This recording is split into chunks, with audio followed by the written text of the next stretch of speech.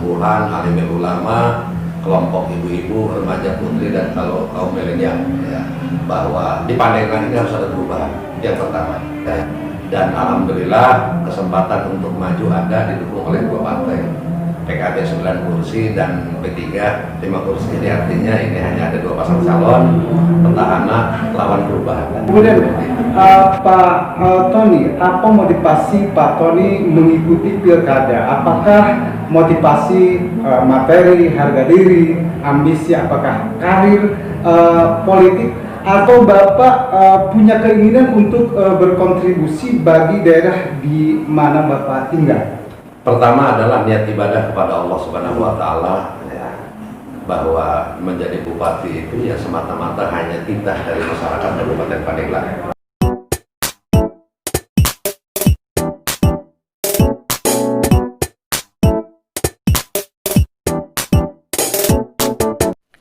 Kamera rolling action.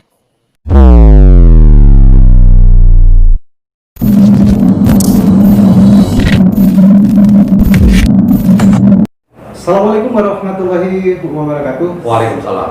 Sahabat channel dari Production dan Juara Media TV.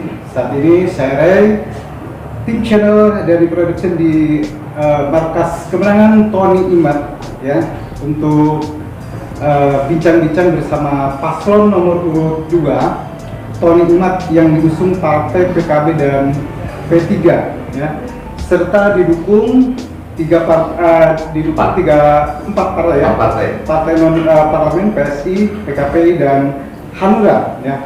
Untuk lebih jelas ikuti bincang-bincang singkat yang berikut ini.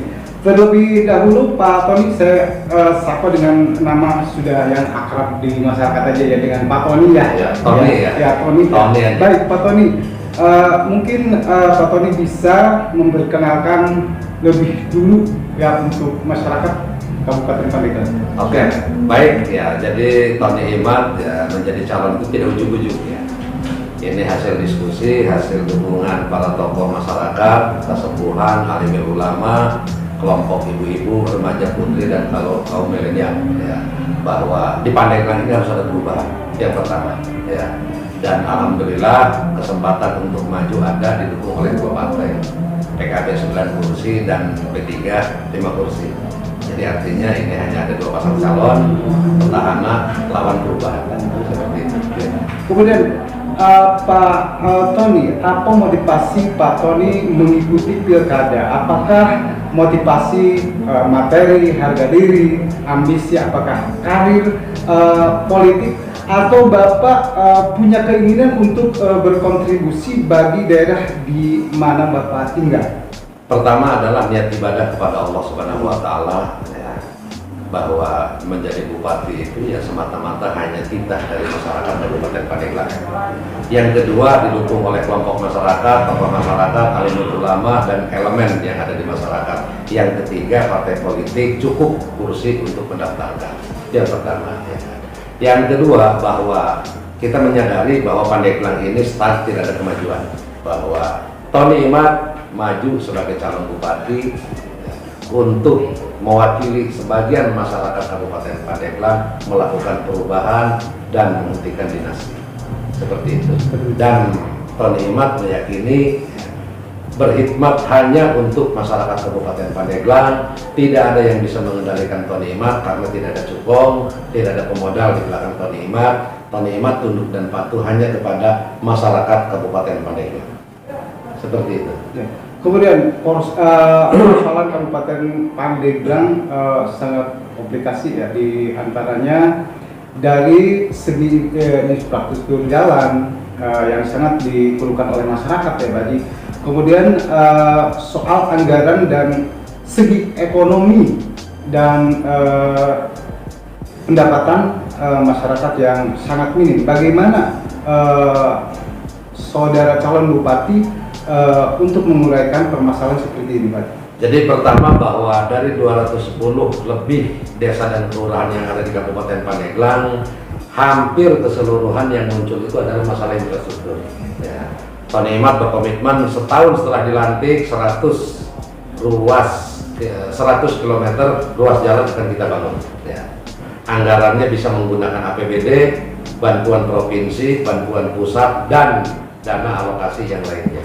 Karena apa, saya kira semua bidang ini ada dana alokasi khususnya ya, dan kita tinggal pendampingan 10%. Ya. Saya kira kalau infrastruktur ini rampung, selesai, masalah perekonomian, kesehatan itu pasti mengikuti dan itu lancar. Kegiatan-kegiatan ekonomi yang lainnya, Tony Imad mempercayai bahwa UMKM ini paling banyak menyerap tenaga kerja. Tinggal kita memperbanyak bidang, tidak di kuliner dan fashion, tapi coba merambah ke perikanan, perkebunan, kehutanan, dan bidang-bidang yang lainnya. Tony Imad berkomitmen untuk membuka akses permodalan dan peluang pasarnya. Seperti itu. Ya. Kemudian Pak Tony, pelaksanaan pilkada di masa pandemi COVID-19 ini semua diatur melalui protokol kesehatan, termasuk saat-saat kampanye dibatasi, kemudian semuanya tidak ada pertemuan skala besar, ya. Kemudian bagaimana menurut Pak Haji, apakah kondisi seperti itu akan berdampak pada partisipasi terhadap pilkada, terutama perolehan suara, ya? Kemudian tidak maksimal atau sesuai target, bagaimana menurut Pak Tony? Saya kira partisipasi masyarakat tetap akan lebih tinggi ya di masa pandemi. Pertama adalah seluruh masyarakat menghendaki perubahan. Saya meyakini masyarakat akan berbondong-bondong datang ke TPS untuk melakukan partisipasi pilkada dengan cara coblos nomor 2. Masa COVID ini ya memang kita dibutuhkan ya kan mematuhi protokol kesehatan atau COVID-19 dengan cara menggunakan masker ya. Terus yang kedua datang ke TPS juga ya kan dengan menjaga jarak, dan kami menolak ketika ada pengerahan masyarakat dengan menggunakan masker yang berlogo ya, karena itu kampanye dan itu pelanggaran luar biasa. Memang itu dimaksudkan untuk protokol kesehatan, tapi itu harus masker polos yang digunakan. Masker polos ya. Nah, masker polos, tidak ada angka, tidak ada gambar, tidak ada ajakan atau apapun di sana. Seperti itu. Ya, jadi sekali lagi bahwa masa pandemi ini tetap partisipasi akan jauh lebih tinggi karena ini adalah momentum perubahan untuk Bupati baru Pandeglang maju. Kemudian visi misi Tony Imad seperti apa ke depan, Pak? Visi misi Tony Imad, terutama misi adalah Pandeglang membangun. Artinya menempatkan masyarakat sebagai subjek pembangunan. Tony Imad akan berjalan bersama-sama dengan orang yang mendaki dari bawah dan tidak akan memprioritaskan orang yang menyambut dari puncak bukit. Itu yang pertama. Artinya bahwa perubahan adalah kebutuhan kita semua dan partisipasi masyarakat dalam pembangunan ada prioritasnya dan ada alokasinya dalam setiap strata. Pertama di Musbangdes, Musrembang, UDKP, terus ya dalam setiap masa pembahasan anggaran pun itu porsi ya kan stakeholder dan masyarakat itu ada ya.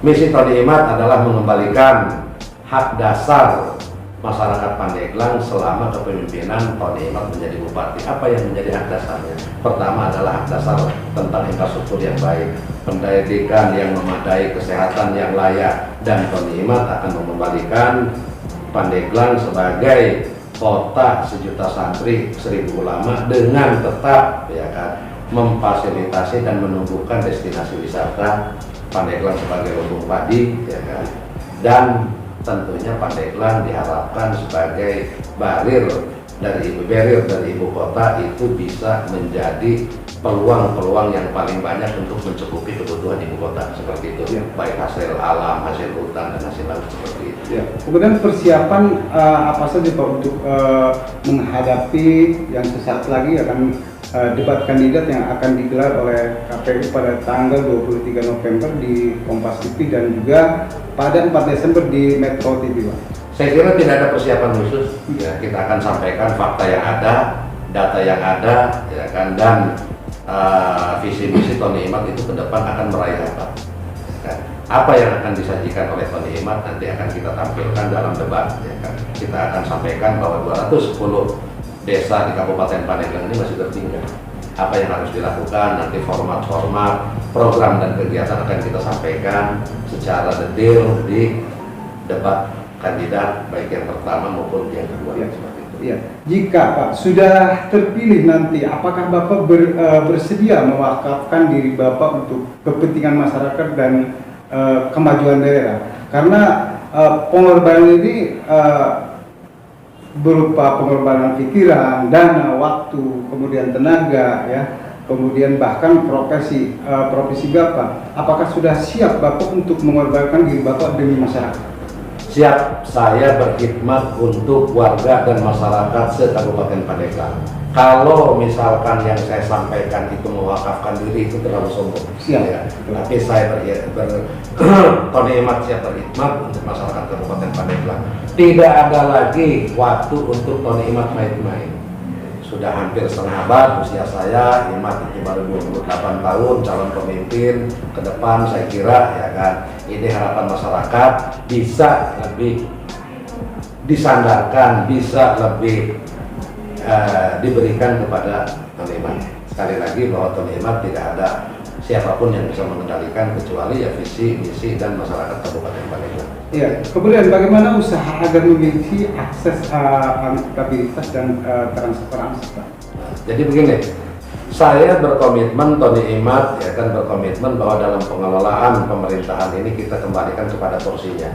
Ya, aparatur sipil negara baik di seluruh jajaran SKPD akan kita kembalikan untuk kerja melayani masyarakat, bukan kerja politik untuk mengamankan jabatan maupun bupatinya, seperti yang dilakukan sekarang. Ya. Tony Imat ke depan tidak akan pernah mengerahkan ASN atau SKPD untuk kepentingan politik. Ya.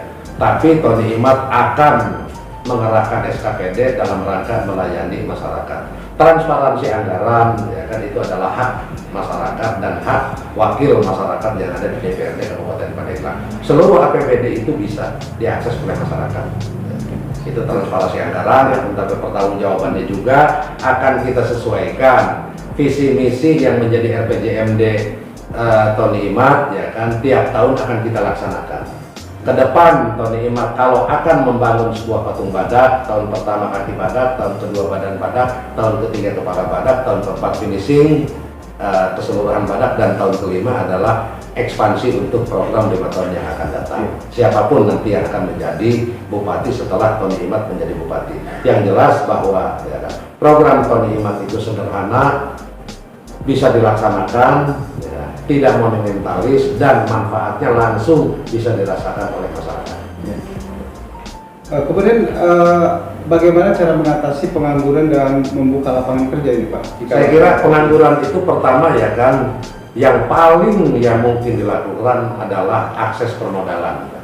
Karena apa? Kalau misalkan kita membuka lapangan pekerjaan sekarang lagi pandemi, tidak ada ya kan kegiatan-kegiatan skala nasional di daerah itu dilaksanakan dengan terpadu. Bahwa ini pandemi, ada penghentian, apalagi bahwa Pandeglang ya kan diusulkan menjadi daerah industri berat, itu belum saatnya. Belum saatnya Pandeglang ke sana, dan proses pembangunan industri berat itu butuh waktu 5-10 tahun, Pak. Sekalipun RPJMD-nya sudah disusun. Yang paling banyak menyerap tenaga kerja sekali lagi, dan yang paling mungkin dilakukan adalah membuka akses permodalan terhadap perbankan. 10 juta ya kan, itu tidak ada agunan dan tidak ada bunga. Di bawah 50 juta tidak ada agunan, tapi bunganya itu bagaimana caranya di bawah 5%. Ya.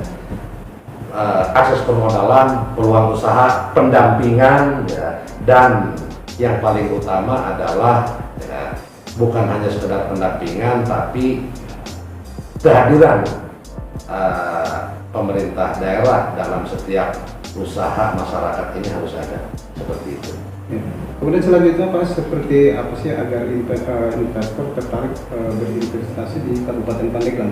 Pertama, Pandeglang itu tidak punya kajian lingkungan hidup strategis tentang daya dukung dan daya tampung yang ada di Kabupaten Pandeglang.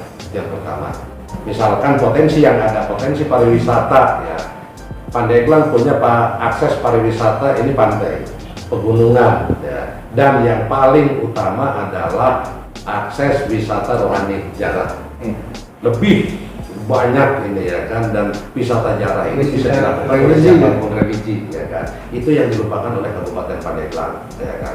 Terus bahwa akses-akses yang lainnya ketika investor harus masuk, ini harus memang tersedia.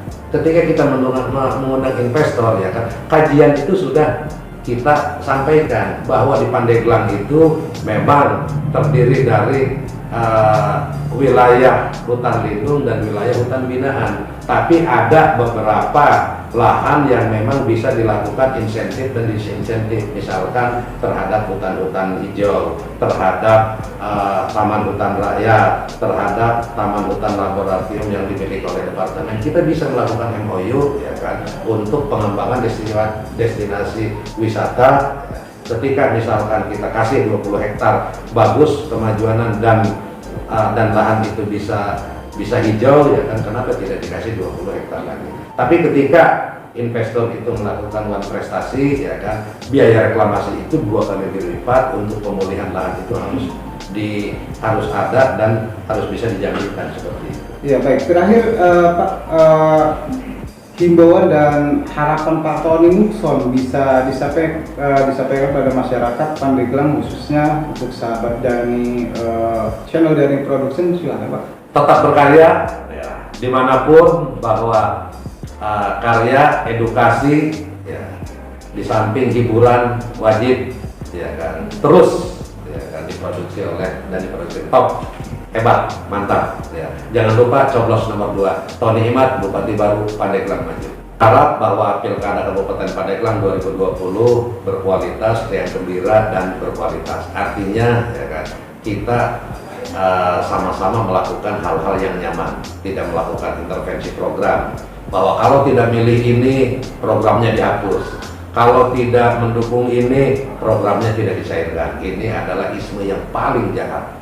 Yang kedua, bahwa pesan kepada aparatur sipil negara untuk bekerja tetap melayani masyarakat, tidak kerja politik, dan Tony Imad siap menampung aspirasi teman-teman ASN yang ada di Kabupaten Pandeglang untuk membangun Pandeglang ke arah yang lebih baik lagi. Demikian hasil bincang-bincang singkat kita dengan calon Bupati nomor urut 2 Pak Tony Mukson. Terima kasih banyak atas waktunya. Baik, sama-sama. Dan selamat sore. Assalamualaikum warahmatullahi wabarakatuh. Waalaikumsalam warahmatullahi wabarakatuh.